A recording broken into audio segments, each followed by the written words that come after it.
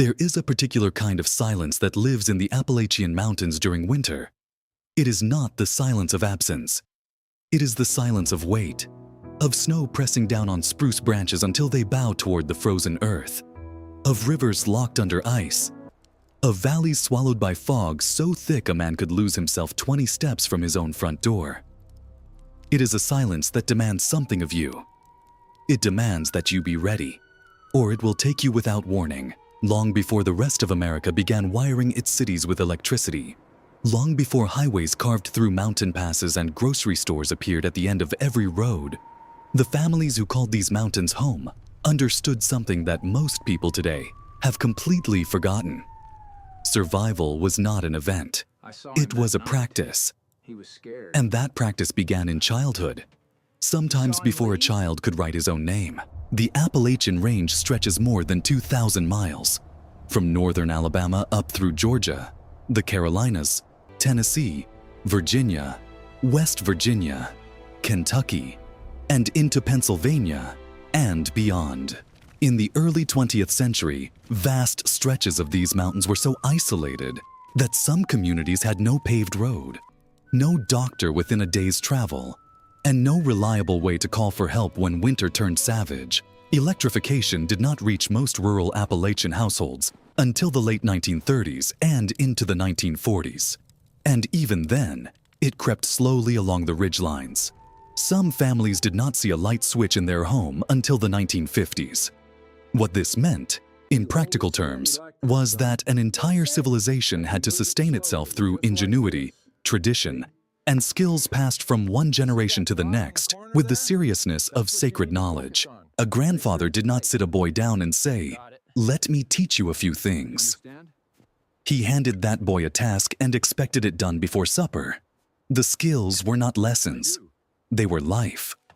What is remarkable and also deeply sobering is how young the learning began. Boys who are now great-grandfathers, men born in the 1910s and 1920s in places like Harlan County, Kentucky, or the hollers of western North Carolina, describe knowing how to do things at age 7 or 8 that most adults today could not accomplish with a full week of trying. This was not because mountain children were extraordinary. It was because mountain life did not permit ignorance. A skill ungained was a danger unaddressed. And in a world where a single hard winter could mean the difference between a family making it to spring or not, every set of hands, no matter how small, had to know its work. The first of these skills, and perhaps the most foundational, was reading the weather through the natural world. There were no weather forecasts in the mountains. There was no radio, no telephone, no newspaper that arrived each morning with a forecast for the week.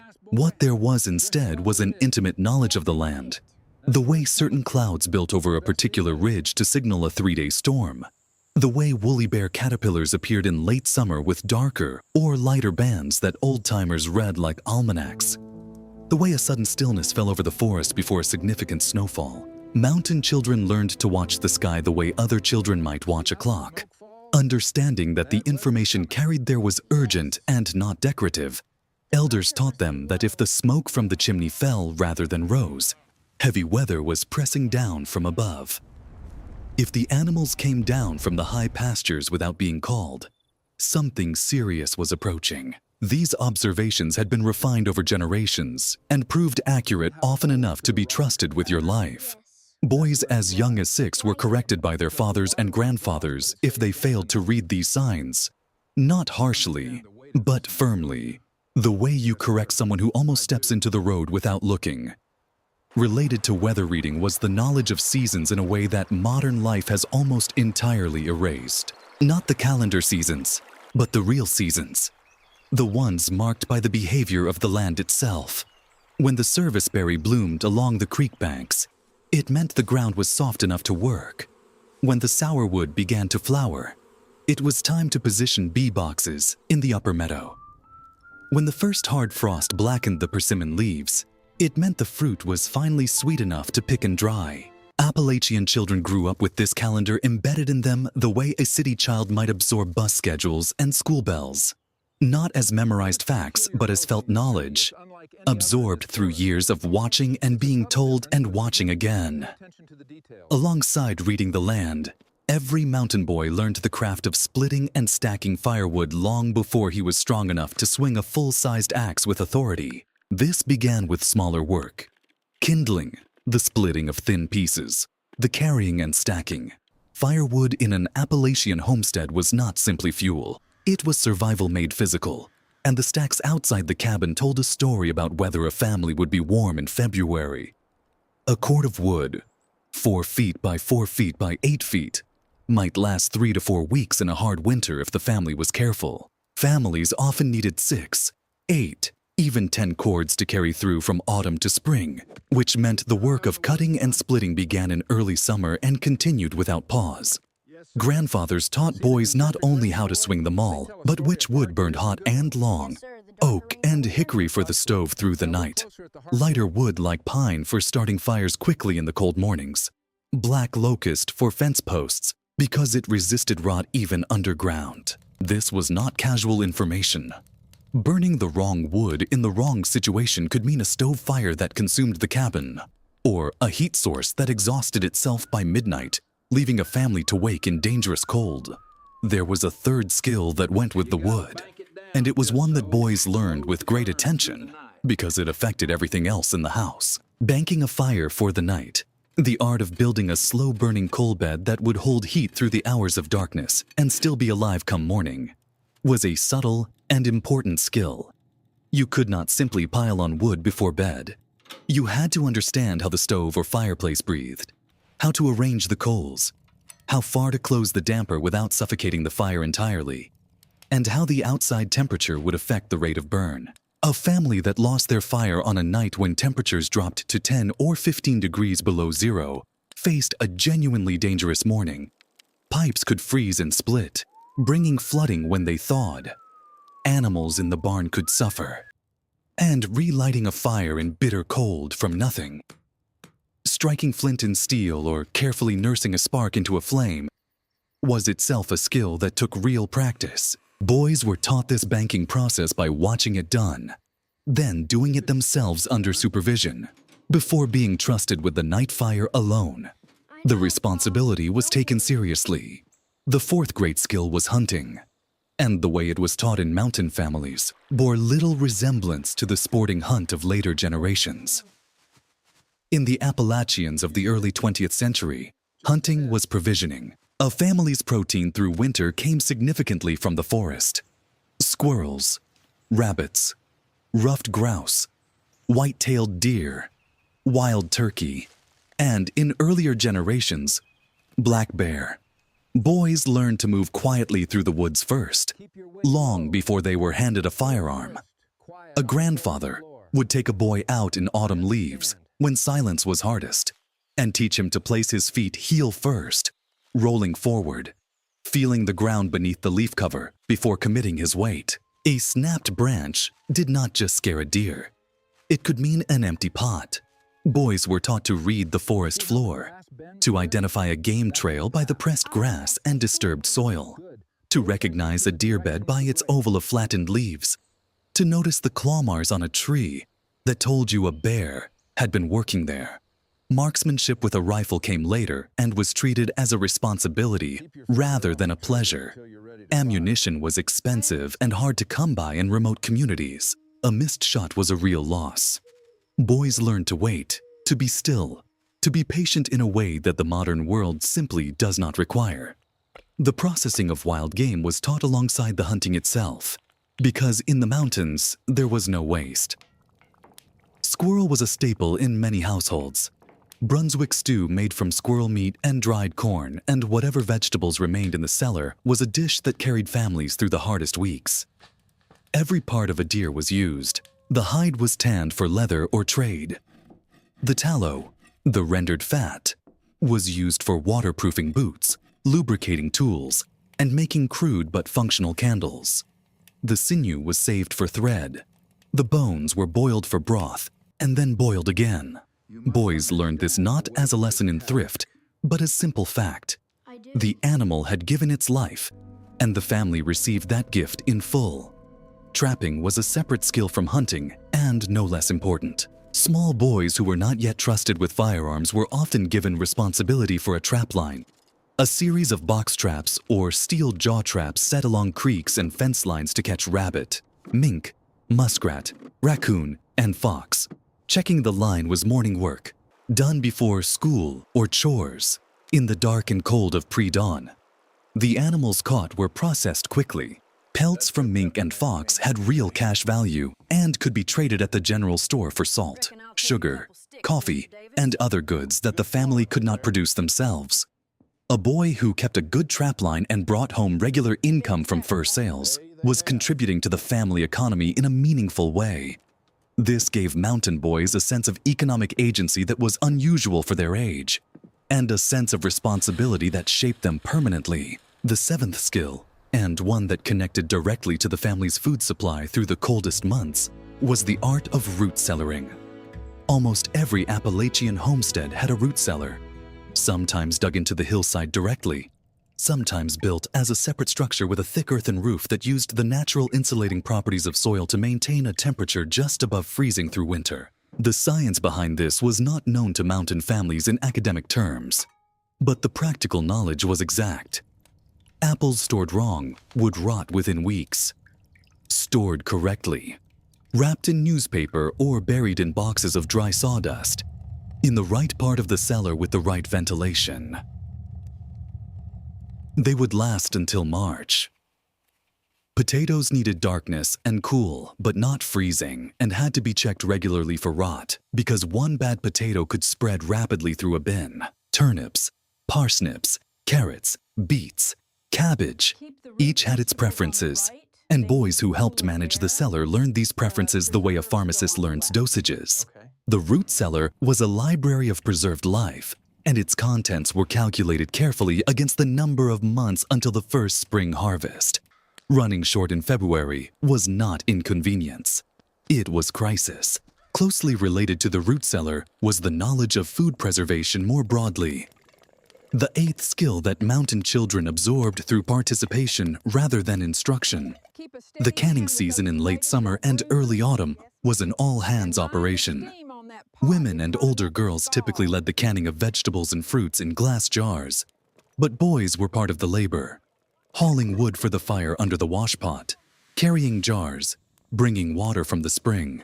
Meat preservation was a different branch of the same knowledge.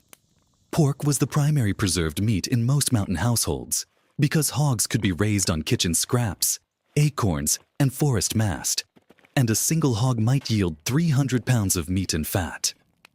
Hog Killing Day was an autumn ritual that required precise knowledge and quick work. The temperature had to be right, cold enough that the meat would chill quickly before bacteria could take hold, which meant hog killing was traditionally done after the first hard frost.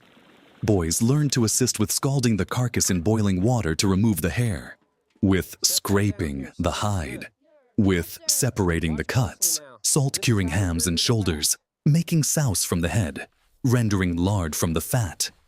These were skills that took years to perfect and that a 10-year-old boy in Appalachia might already know with competence. The ninth skill was the tending of animals, and this had its own entire curriculum. A mountain family's livestock was its wealth, more liquid in some ways than cash, because animals could produce milk, eggs, work, and meat, and could be traded. Boys learned the signs of a healthy animal and, crucially, the signs of a sick one. They learned when a cow was close to calving and how to assist if the birth was difficult. They learned to identify thrush in a horse's hoof and to treat it with pine tar. They learned to worm chickens, to recognize the difference between a hen that had stopped laying for seasonal reasons and one that was ill. In a time before veterinarians made farm calls to remote mountain communities, the ability to care for animals medically was survival knowledge. Losing a milk cow to a treatable disease, simply because no one recognized the symptoms, was a blow a family could feel for years. The 10th skill that grandfathers mastered as boys was the reading and working of wood, not only for firewood, but for construction, tools, and furniture. Appalachian boys learned to identify trees by their bark in winter when no leaves were present, because the identification mattered for every use. White oak split cleanly along its grain and made the best material for basket weaving and chair seats.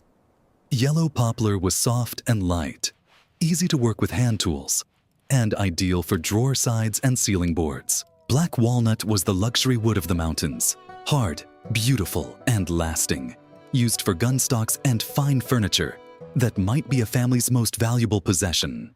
Red cedar repelled insects and was the wood for blanket chests and closets. Boys learned to use a froe to split shingles for roofing, to use a draw knife to shape chair legs, to drive a wooden peg through a mortise joint because nails were expensive and pegs, driven into slightly undersized holes, swelled with moisture and held for generations.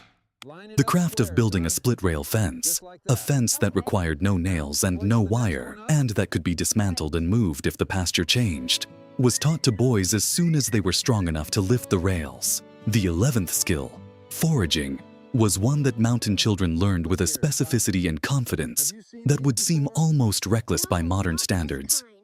They knew which mushrooms were safe, morels in spring, chicken of the woods and hen of the woods in autumn, and which were deadly. They knew that pokeweed shoots, if gathered young and boiled twice with the water changed, were edible, but that the berries and roots were toxic enough to kill. They gathered ramps, wild leeks that came up in the forest in early spring before almost anything else was green, and these were a celebrated first fresh food after the long months of preserved stores. They harvested black walnuts from the forest floor in October, and knew the patient process of hulling, drying, and cracking them. They gathered wild berries, service berries, elderberries, blackberries, wild strawberries, and knew their seasons to the week. Watercress from cold springs, wild cress, lamb's quarters, wood sorrel. The edible wild plants of the Appalachians were a pantry that mountain children could read and harvest. The 12th skill lived at the intersection of medicine and the forest, in communities where the nearest doctor might be a full day's travel away, and where that doctor might charge more than a family could afford. The knowledge of medicinal plants was not folklore. It was healthcare. Grandmothers were typically the primary keepers of this knowledge, but grandfathers carried it too, and boys were taught it as they walked the woods. Boneset tea was given for fever and influenza. Slippery elm bark, stripped and boiled, made a soothing preparation for sore throats and stomach trouble. Golden seal root, which grew in rich cove soils, was used as an antiseptic wash for wounds. Ginseng, the most prized of all mountain roots, was gathered carefully and either used medicinally at home or sold.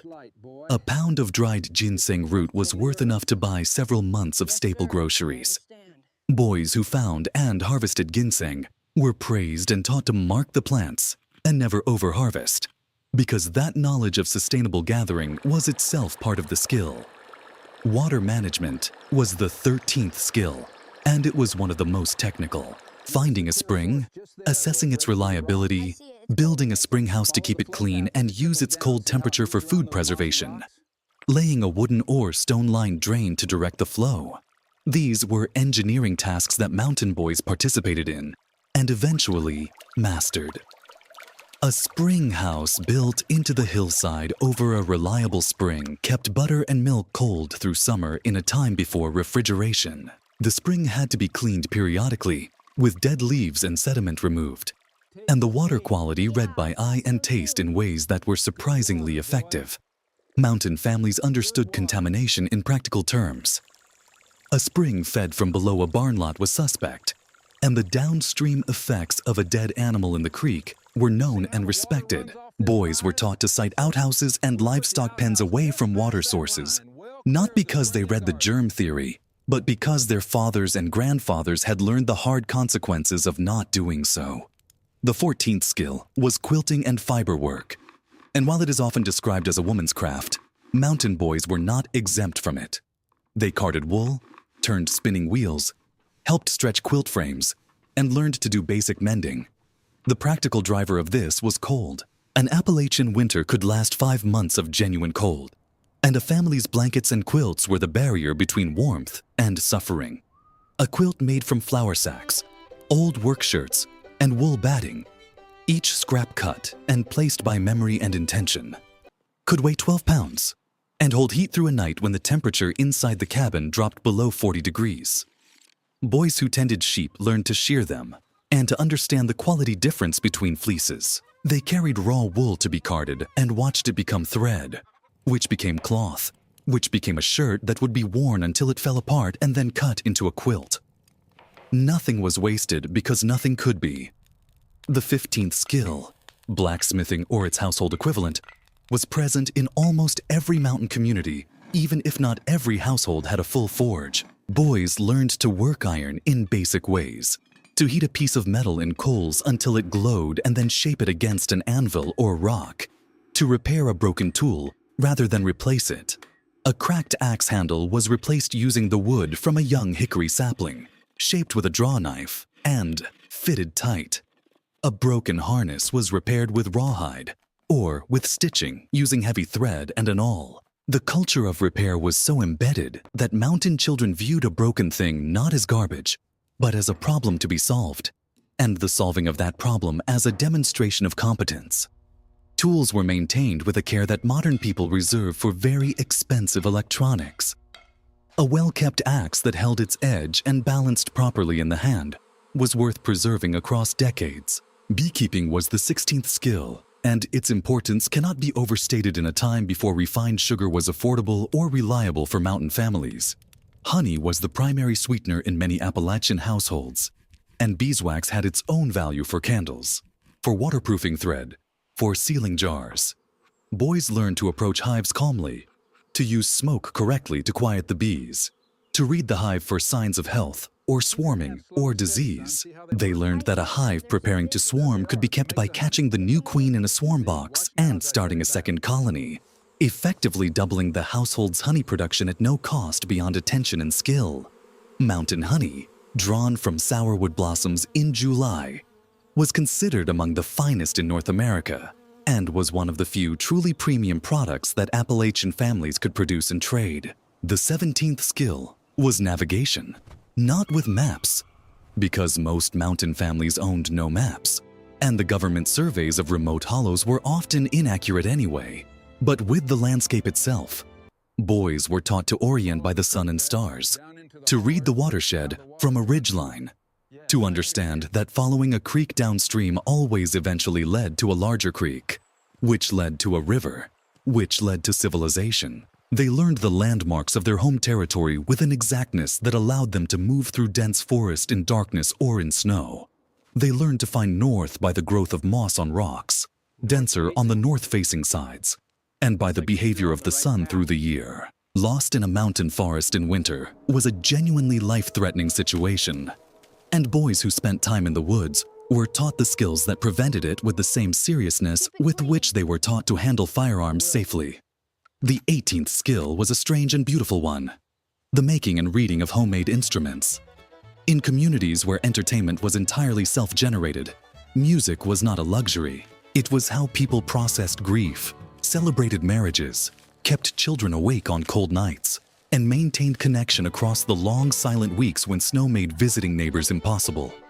Boys learned to play the banjo, the dulcimer, the fiddle, the jaw harp, sometimes a simple flute, cut from river cane. The dulcimer was an Appalachian instrument built by hand from local wood. The soundboard often of spruce or cedar, the sides of walnut or cherry, the strings tuned to a modal scale that sounded ancient because it was, carrying echoes of the British Isles across 3 centuries of mountain life. Boys who could make an instrument and play it were valued in a way that went beyond entertainment. They were keepers of something the community needed for its spirit. Music at a mountain gathering, a corn shucking, a quilting bee, a wedding, was not background noise. It was the event itself. The 19th skill was the management of seeds, a practice so careful and deliberate that it resembled something almost religious. Mountain families kept their own seeds from year to year, selecting the best specimens from each harvest to plant the following spring. This was not casual. A family that allowed its seed corn to get damp and rot over winter face spring without planting stock, which meant a hungry summer. Seeds were dried carefully, stored in paper envelopes or small cloth bags, labeled in the memory, if not in writing, and kept in a cool, dry place through the months. Families had varieties of beans, corn, squash, and tomatoes that had been selected and maintained on their particular piece of land for generations. Varieties adapted to the specific altitude, frost dates, soil, and rainfall of their hollow. These were not varieties available in any catalog. They were living inheritances, bred over decades by patient observation. A boy who was trusted to manage the seed supply was being trusted with the family's future in the most literal possible sense. The 20th skill, and perhaps the one that carried all the others inside it, was the skill of patience, of working slowly, thinking carefully, and sustaining effort through difficulty without complaint and without the expectation of immediate reward. This is not something that can be taught in a classroom. It was absorbed through living a life that demanded it. A mountain boy who split wood for 6 hours in October was not thinking about whether the work was interesting. He was thinking about February. A boy who checked a trap line at 5 in the morning in sleet understood, without being told, that the discomfort was irrelevant to the task. The task was what it was, and the task had to be done. This capacity, to see necessity clearly and meet it without flinching, was perhaps the deepest inheritance these grandfathers carried into the rest of their lives. Men who had grown up in the mountains during the hardest decades of the early 20th century moved through the world with a particular quality. They were not easily frightened. They were not easily defeated. They understood in their bones that comfort was something you earned, and that difficulty was simply the normal condition of a life taken seriously. The Great Depression, which swept through the rest of America beginning in 1929 with devastating effect, was in some ways less catastrophic in the most isolated mountain communities than in the cities.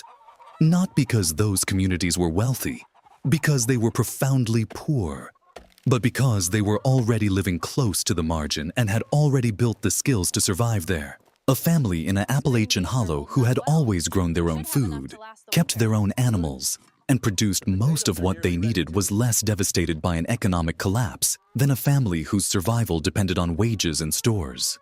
This was one of the strange and bitter paradoxes of mountain poverty. That the skills born from necessity became, in the worst of times, a form of resilience that the more comfortable parts of America did not possess. Today, most of those skills are gone, not faded or diminished, genuinely gone as the people who held them.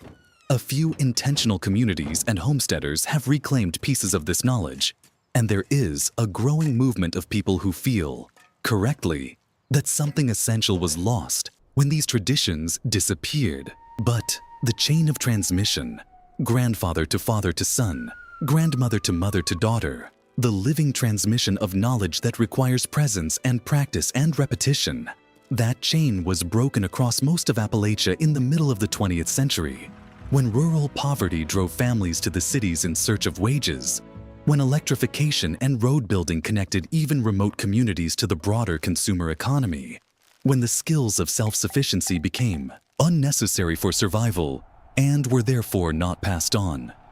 The mountains are still there.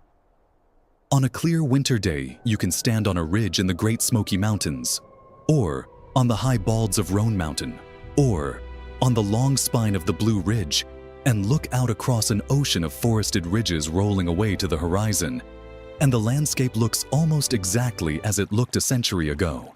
The trees have grown back where they were cut. The creeks still run clear between mossy banks. The fog still fills the valleys at dawn with that particular silence that demands something of you.